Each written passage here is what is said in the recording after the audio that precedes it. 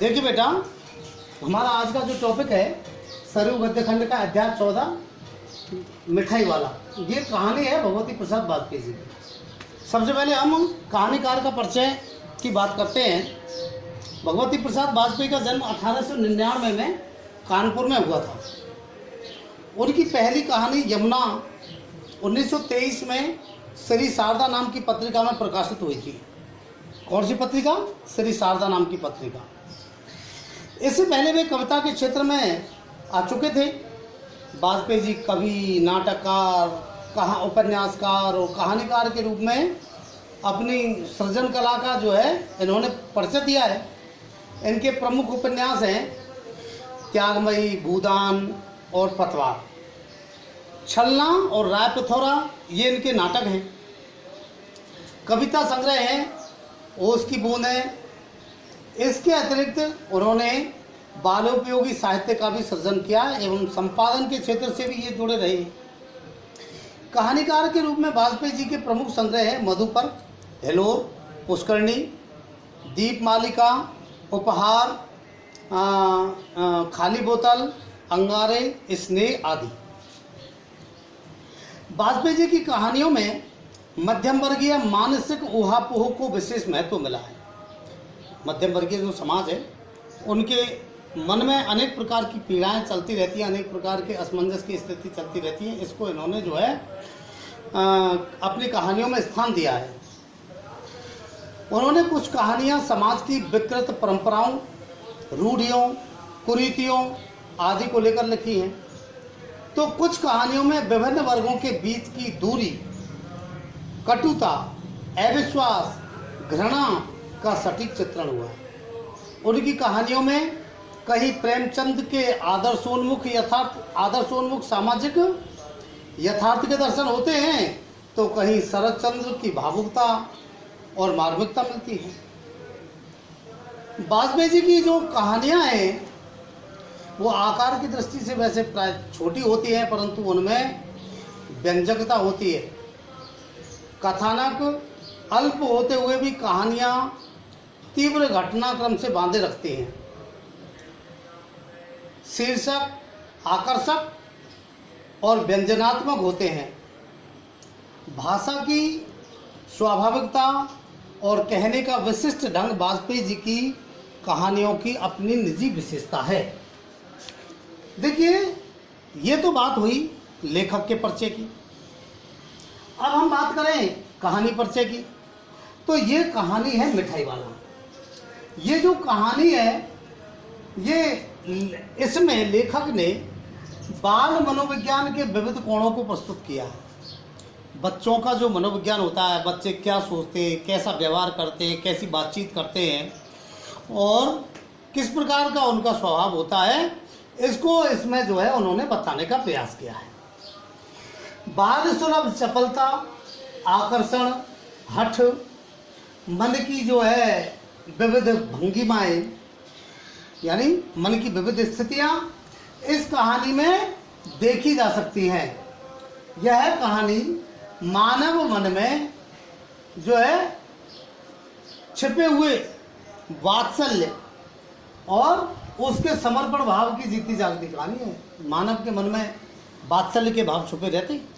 वात्सल्य किसे कहते हैं? वात्सल्य का भाव होता है माता पिता का अपनी संतान के प्रति जो प्रेम होता है उसे वात्सल्य कहते हैं।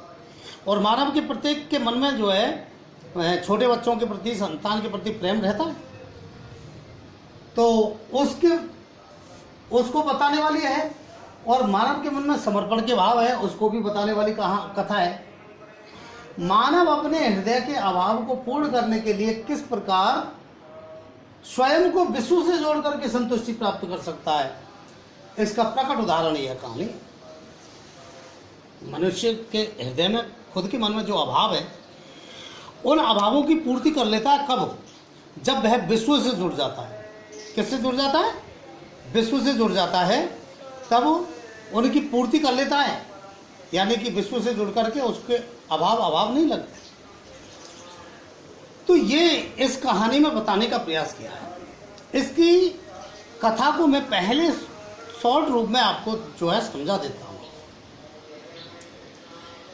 एक गांव में एक मिठाई वाला आता है। पहले वो जो है खिलौने बेचता है, फिर मुरली बेचता है, फिर कुछ समय बाद आता है फिर मिठाई बेचता है। अंत में, कहानी के अंत में जो मिठाई बेचने की स्थिति है उसमें ही उसका वास्तविक स्वरूप और वास्तविक राज प्रकट होता है। रोहिणी जो इस कथा की एक प्रकार से मूल पात्र है, उनमें प्रमुख पात्रों में से एक है, तो उस रोहिणी के द्वारा उसका परिचय पूछा जाता है।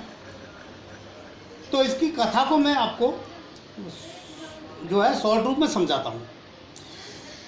एक गांव में एक जो है खिलौने वाला आता है।